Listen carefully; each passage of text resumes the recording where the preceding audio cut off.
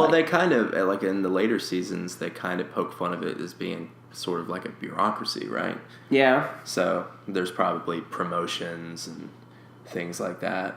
Are angels created, and then they look at them and they're like, But that's another weird question, because if that is a real thing that happens, like if angels do get promoted, and so like now you're this, and they have different jobs and everything, so did God give that sense of responsibility and being promoted and stuff to maybe people? because maybe Which that's not even a supernatural question. We're delving like into actual questions about Christianity. yeah, the but if we talk but you know, that relating that to supernatural, like, is, you know, they talk about the archangels, and they were created and they're more powerful than angels, right? So is seraph a different on a different level, like a more powerful angel? So no, you're no longer an angel of the Lord, you're just a seraph. And because that's the way it is with the cherubs too. You know, they're not like angels. They make sure that people who are destined to be together are together. Yeah, that's like the Cupid thing, right? Yeah, in that Valentine's Day episode. And that's and that's their job. That's what they do. They're not more powerful than that. And it's the same thing with demons. You have demons, which are just like twisted souls, and then you have hell knights, which were created by Lilith. Yes, Lilith. Lilith created, and she was the first demon. And then you have princes of hell, which are introduced in season 12. So there's like a hierarchy there, and I wonder like how that is determined. Yeah, I don't know. That's a good question. Answer that one, yo. writers and producers. Yeah. Oh, and also a little subcategory of that subcategory.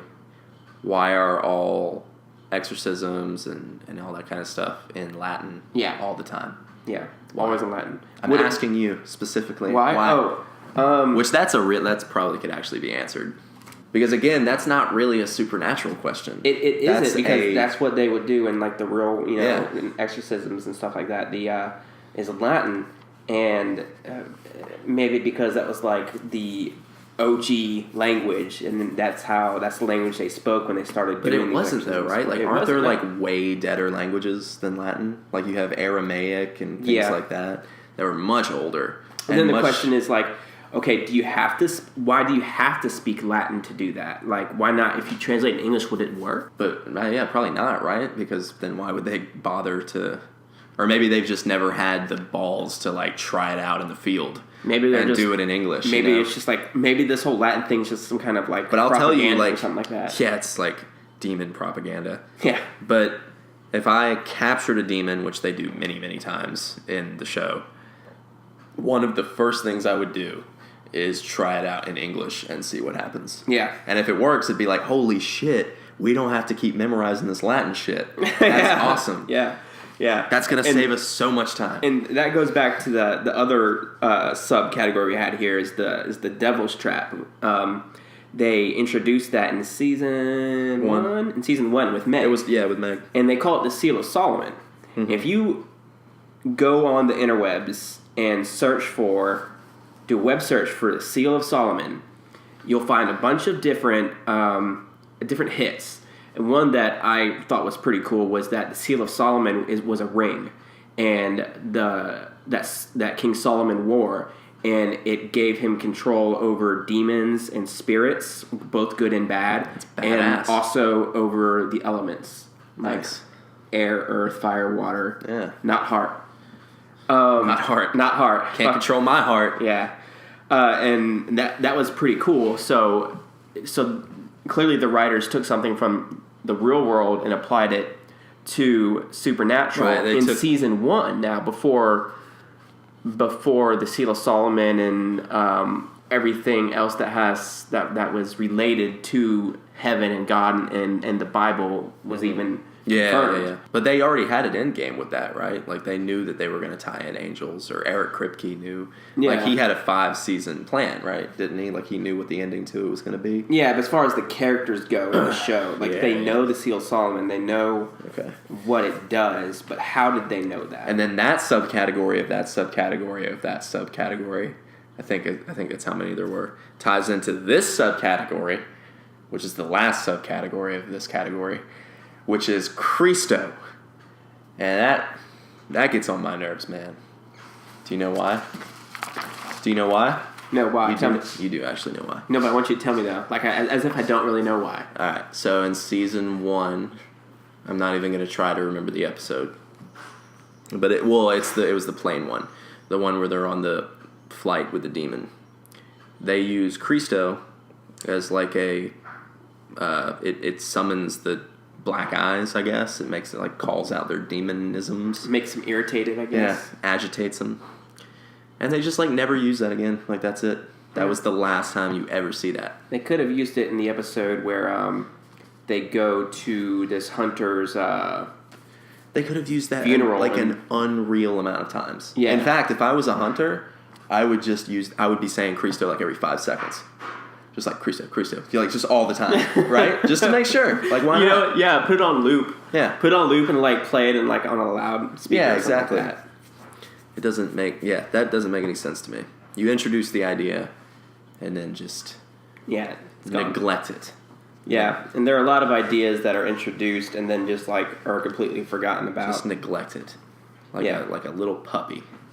You mentioned Jesse in season 5, and I had forgotten completely about this. So he was like the Antichrist, right? Like he was. Yeah, they joke about that, but and I think Castiel says something like, "No, he's," or Castiel says something like, "You call him the Antichrist, but really he's not. He's a half demon, half human." So this demon goes and possesses this woman, and gets herself knocked up, and has a child, which is half human, half demon. But like right after she gives birth. She starts shoving like salt down in her mouth and like it expels the demon. Mm-hmm. And then she gives, I guess the kid goes up for adoption and she like kind of goes into hiding and like locks herself up. And then all of a sudden this kid starts believing in these little things like itching powder makes you scratch your brains out and all these other things, and it actually happens within like a radius of where this kid lives. So like a victim actually scratches out her brains, someone gets electrocuted. So he believes something and it happens. Like this kid's really powerful, and that's why Castiel needs to fight him so they can kill him. And then he just like disappears. Yeah, he disappears, and they imply that he went to like another country. I think it was Australia because there was like a poster of it on the wall. But then that's just the end of him. And that's the end of him. They don't bring him back. Yeah. But I mean, it seems like he would probably be somewhat of a tool to somebody. Yeah, like somebody would be looking for him. I don't know. They should at least go back and touch on that because I mean later on I think they kind of figured it out because they go back to some of the other characters like Claire and stuff like that. I mean they literally went back and they did an episode about Castiel feeling guilty and trying to find Claire. Yeah. Like, there was nothing even alluding to that before that episode. They do that almost, like, they even had an episode where Crowley starts killing off, like, all the people that Sam and Dean have saved. And they, like, go back to... Really? Yeah, you don't remember that? I think that was in season... I want to say it was in season 9, but it was 8 or 9 or something like that, where Crowley starts... I guess he wants information out of Sam and Dean, and so he starts killing off all the people that Sam and Dean have saved. And so, like, he kills the girl that was in the Wendigo episode. Oh, that's right. Yeah. That's his leverage that he uses. Yeah. But they never throw it back to old Antichrist, man. Yeah. I guess there's a new one now. That's odd. But, and the big one, of course, is where the fuck is Adam? Yeah, where's Adam? Where's Adam? Where is he? He's not in the cage. Yeah. He's not... Did he lose that fight? I mean, if you think about it, Michael is supposed to be greater than or equal to Lucifer. Right. Right? So, I guess Lucifer won? But he's still alive. What do you mean? Or should I not talk about that? Yeah, but that's a different universe. Yeah, but you said it was the same being. Like, it's still the same Michael, it's just a different vessel. No. It's not, no, they're different Michaels. They have the same role. They're playing the same role. Okay. Yeah. Different vessels. That was my question. Yeah. So, Michael and Adam, like that Michael, Mm-hmm. like our universe Michael, is still inside Adam. Yes. Yeah. No innuendo. No intended. subtext. Yeah, no subtext. But you can't spell subtext without sub. Right? So. You totally killed that quote. Thanks, man. No problem. But it's not the quote of the day. Not the quote of the day. So yeah, where are they? Like if Lucifer, let's say Lucifer won that fight, right, in the cage, does that mean that Michael like completely disintegrated, like into nothing? Like how did that even happen? Okay, so Sam's bitchiness is definitely another thing. Yes. That we need to talk about. This is something that I've been thinking about a lot lately. After watching season 12 and season 13, Sam like really does like man up, or at least own the responsibility of being a leader. In fact, towards the end of season 12, Dean kind of watches Sam give the rest of these hunters like a pep talk. And he says, to Sam, he's like, hey, you got this. I saw the way that you handled this, and you got this. Go on without me. I'm going to go stay with Mom or whatever. Right. So he really has, like, matured a lot. Mm-hmm. And I'm trying to think of the point because he's got a stigma of just being whiny and bitchy.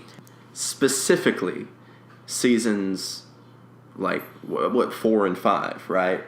1, 4. I think season 1. Season 1. Well, season 1, I mean, he was dragged out of the life that he wanted to live. We wanted nothing to do with it, but he was kind of forced back into it. And so by the end of it, he was just fed up. He wanted it to be over with. So I don't really see that as bitchy. Like I can understand that. I can understand his reasonings. And then at toward the end of that, when we saw his dad basically like, on his last thread, I think that's when it really hit him. Like, oh shit, I don't know what I got till it's gone. Yeah. And I'm about to lose you, so I better start giving a shit. Okay, so we're going to do a little segment here. This segment is called Lore with Leah, and it's, this time she's going to be talking about the Rougarou. Rougarou is like they speak French in New Orleans, but it's like redneck French. Yeah. And so Loup-garou became Rougarou in the redneck French of Louisiana. So that's why we say Rougarou, because it's redneck Louisiana French for Loup-garou, which is the French word for werewolf. All right, that was the lore with Leah. That was Lore with Leah. Thank you. We should bring her back. Yeah, she'll be back. Here and now. She'll be like a recurring character. So so Sam's like kind of whining this. I feel like it really like started to peak when he was like drinking all the demon blood and acting like a total douchebag. Yeah, that was like that's a pun right there. Anyway, what douchebag? And then talking about drinking demon blood and how would that be a pun? Anyway, so how is that a pun? A douchebag of blood? Is that what you meant? Like somebody's giving blood, but it's got sunglasses on and has a tribal tattoo on the bag. A douchebag of blood. That sounds like a weird metal song. So like, yeah, it like kind of peaks there, and then like when he finally kills Lilith, and it's like, oh shit, I started the apocalypse, and then like he starts to like feel. I think that is when he starts to get that stigma that he's like bitchy because he starts feeling like super sorry for himself, like super responsible for all of this. Well, and the fact, I mean, in season 4, do you know that Ruby's bad? You don't, right? Like you don't at all. Yeah, so. But it's a fucking demon, dude. I think, like what Dean's been saying. But I think even as a person watching the show, you're like, oh, what if she is good? There's a part of you that's like, you don't know, right? You haven't been given all the information. So then when you find out, okay, she is bad, everything Dean was saying was right, everybody, like literally everybody except Sam was right. Yeah. Sam was just dead wrong. Just did the wrongest thing you could do. Yeah. That's when you're like, you go back and watch season 4 and you're like, fuck you, dude. Like, just stop. Yeah. Just like you want to like reach into the TV and be like, stop doing it. No. Bad Sam. No.